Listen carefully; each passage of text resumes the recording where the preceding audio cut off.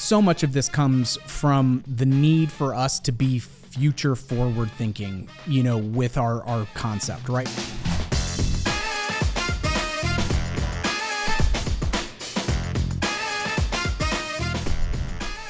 Hi, I'm Russ. And I'm Danny. And this is the Memory Makers Podcast, the show that helps you create amazing customer experiences and make more memories. Memory Makers Podcast. It's a Memory Makers Podcast. No one actually knows the words to this song, but we know the tune. Happy New Year, dude. Little Auld Lang Syne. A little Auld Lang Syne. Happy 2026, man. Holy cow, we're here. We're here. We did it. On to another year. I don't know that we were expecting not to make it here, but I'm excited that we are. I'm just saying, we in the industry, we collectively, sometimes there are ups and downs and there's good things and there's challenges in a year. We're on the other side of those challenges, all of us, anyone in this industry, and we're moving forward. I love it. Well, with this being the first episode of 2026, I thought it would be a really fun idea to talk about some trends and some best practices that we are seeing that are shaping our industry. And as well as all of these trends and some of these best practices that we're going to talk about are going to be individual episodes in the future where we're pulling in operators, whether we're going to talk about new technology or new software or AI, great. Let's have Laura Zorn come in and talk to us about the things that she's actually been putting into practice using these in a variety of ways. So this will be a little bit of an appetizer platter, of future episodes to come, but some really cool things to keep on your radar as we're popping off and getting things moving and grooving in 2026. Let's do it. Okay. Sorry, I had to take a dramatic pause there. And I filled the dramatic pause. Thank you. That's my mistake. It wasn't so dramatic anymore. I just hear Mike doing post-production of like, dun, dun. And anyway, so when we're looking at things like trends and best practices that shape our industry, so much of this comes from the need for us to be future forward thinking, with our concept, right? What we're building today and the tools and the things that we have will evolve and change and impact how we're going to do some of those things. But I think that it's really trying to focus on, hey, this isn't just about whether it's an attraction or a new software platform, but it's about helping create engagement with the guests that feels personal. I think that is, where we're seeing things have staying power and actually become, a trend itself and not just a fad. And I know, Danny, you're going to touch on some of the nuance that we see between that, but it's looking at what's really going to help when guests come into our center. They feel like this is a natural extension of themselves and they feel that engagement that feels tailored to them. So when we talk about the difference between trends and fads, we're going to talk about the characteristics of each. A lot of this comes from hindsight. It's very difficult for a lot of things in the moment to look at something and go, oh, this is a trend that will stick around for a decade plus, or this is a fad that'll be here for 6 months. It's difficult in the moment to know with absolute certainty. And if anyone knew with absolute certainty, they would have the most successful businesses in the world.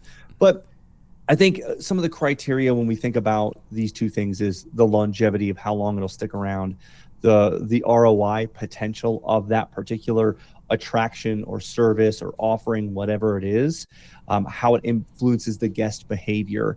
And I think that when we were talking about this, fads are most often driven by novelty, and they can get gas on the fire and kind of blow up through social media, whether it's TikTok or whether it's Instagram Reels or YouTube or something else. There's a lot of the novelty. This is something new. This is something different.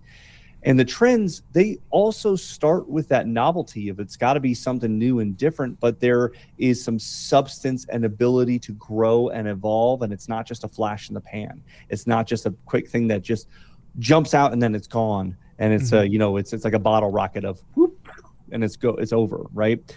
And so if we look at some of the differences between an example of something that's a fad right now, right? You look at something like the Labubus or unicorn platypuses or the oxalotls, which is that like salamander type thing that's super popular right now. Very high in novelty, but they might end up in the next couple of years go in the way of the Beanie Baby, where they're not as popular as they were shortly, just a little bit ago. But at the same time, you could look at plushes in general as a trend.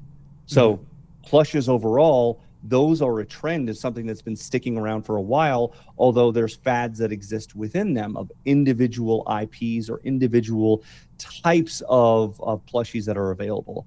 And one of the side notes that we wanted to add in here that I think is important is that fads can make you some serious money. Fads are not always a bad thing, right? People who can capitalize on them can make a lot of money. It's just about understanding, let's not put too much infrastructure into this, that if this is a fad and it dies out over a short period of time, that we don't have to spend a ton of money switching this out or pivoting to something new. We just recently did an episode all about pivoting just a few weeks ago. And early adopters of anything new run a higher risk in the business, run a higher risk of something that they're adopting being a fad, but they also have a higher reward of being first to market and being able to capture that revenue early, often, and into the long term. And so it's something we wanted to point out, that sometimes fads are thrown around as this really bad word, that like a 4-letter word that you should stay away from at all costs. Well, no, some fads you can capitalize on and you can make some great money with it. Just have to be intentional and conscious about how you're investing in some of those things and the amount of infrastructure that goes into it.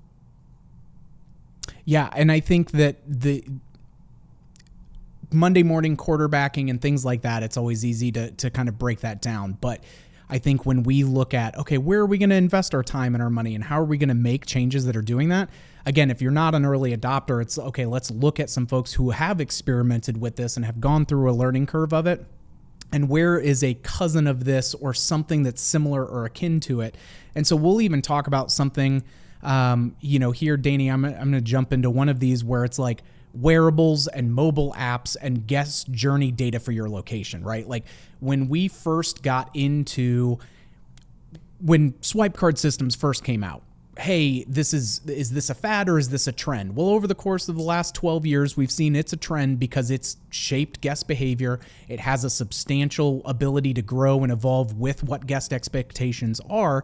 And where we see the next, phase of this trend continuing to, make a significant impact is things like, okay, are we getting more into mobile applications and mobile wallets on the redemption side of things? Do we have those wearables so that way we can track where and how they're going through our facilities? That way we can make more intelligent decisions about crafting the experience or what we're going to choose to market, because, hey, this has a lot more heat to it than what, this other area does. And it gives you insights on where you can make that. And so like Embed and Intercard and Semnox, these guys are all huge on, hey, how do we get this data to you as an operator, but also solve and remove friction on the guest experience side? Or you look at something like Zach Johnson and Diverted River and that group where it's like, hey, back in the day, let's call it 2005, when you felt like everybody needed an app. And some of our operators went down this path of like, hey, I need to create an app for it.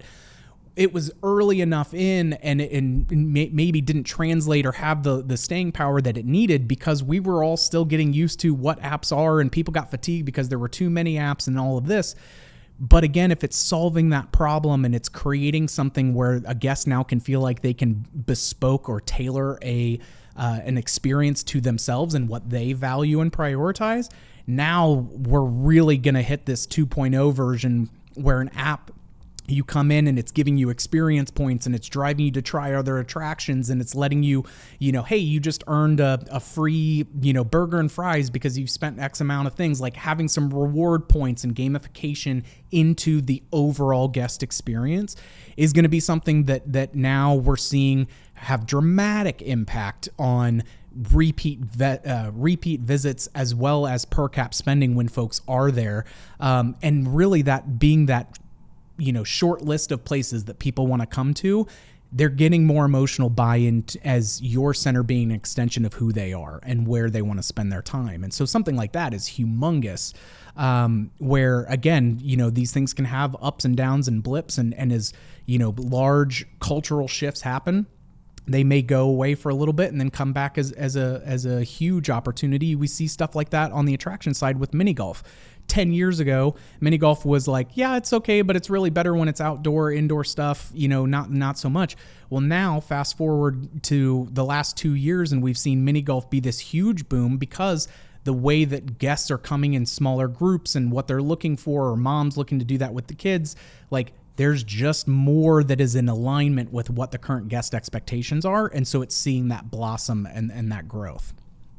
And building on that idea of the wearables and the mobile apps and the guest journey data, having that data is one thing, but then using it intelligently is another. And that's another part of this trend of, well, we're having personalized rewards for individual people and personalized bookings. Or another piece of this is the ability to remarket to a particular person based upon past purchases or based upon past behavior. It's no longer the, hey, I have a list of these thousands of customers. I'm going to send out an email blast of my promotion for this month.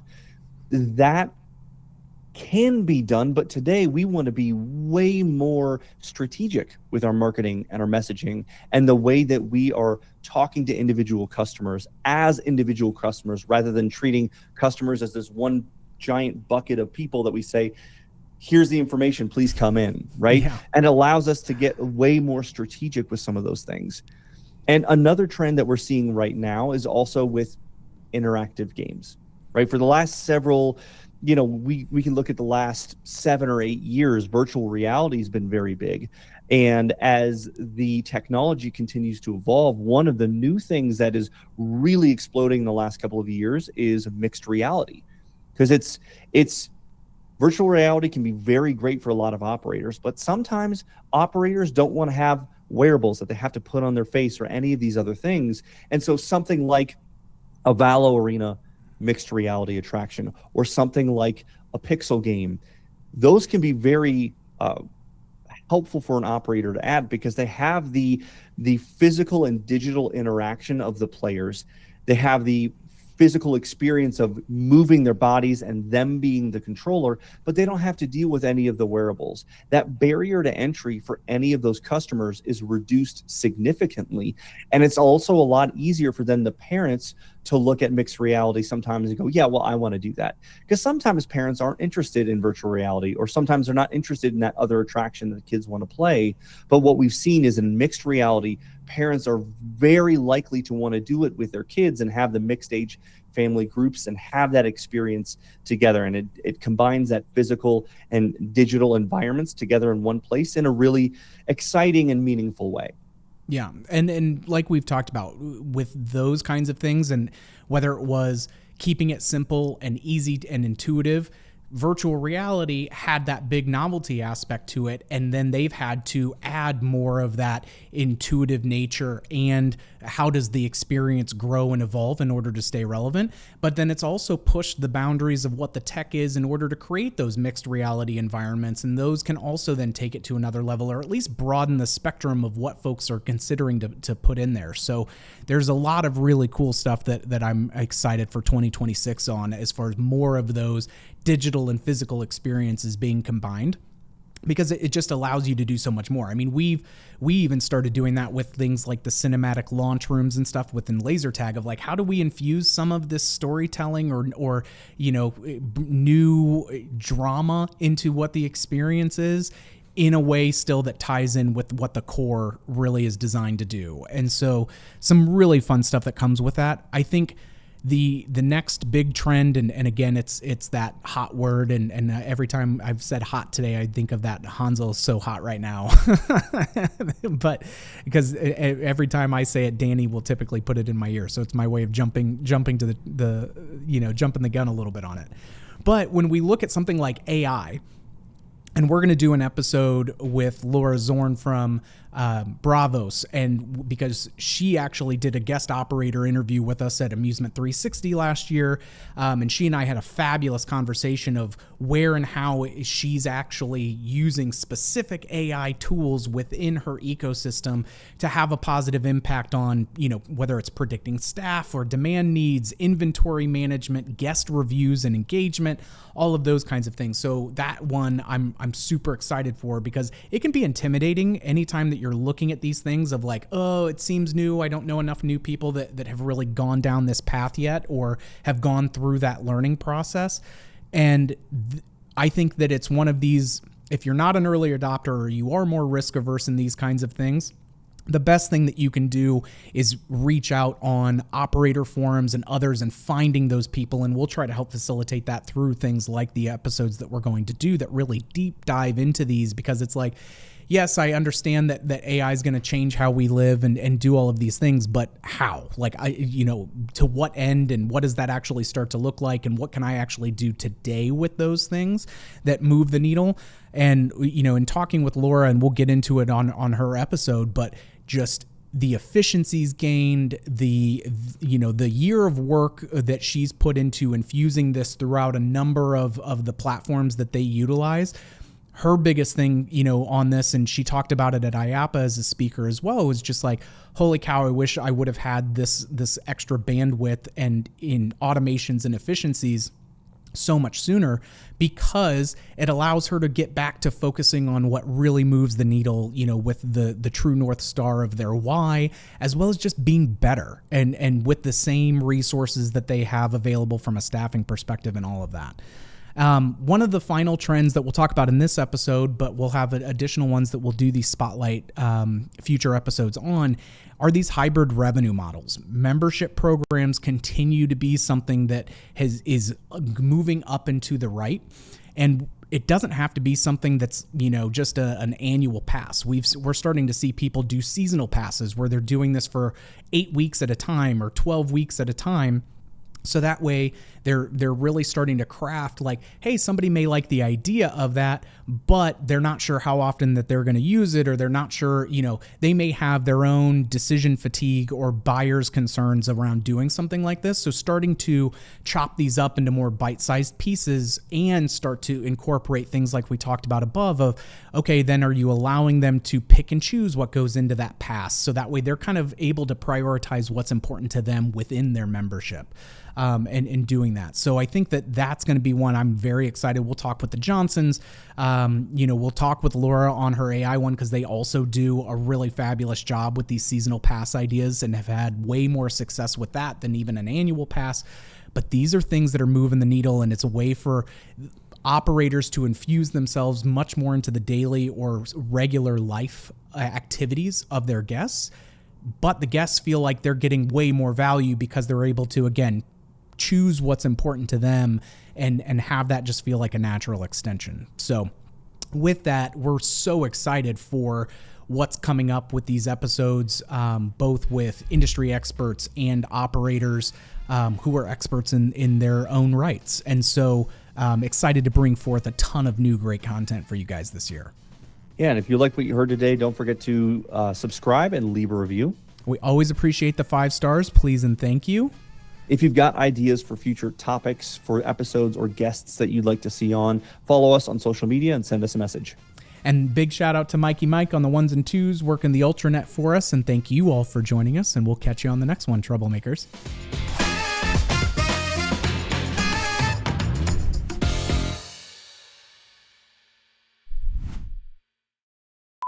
Huzzah. Huzzah. Danny. That's me. And this is the Memory Makers Podcast. The show that helps you... We start from the top. New year, new you, boo. Oh. Let's do it. Mikey Mike, are you good? All right.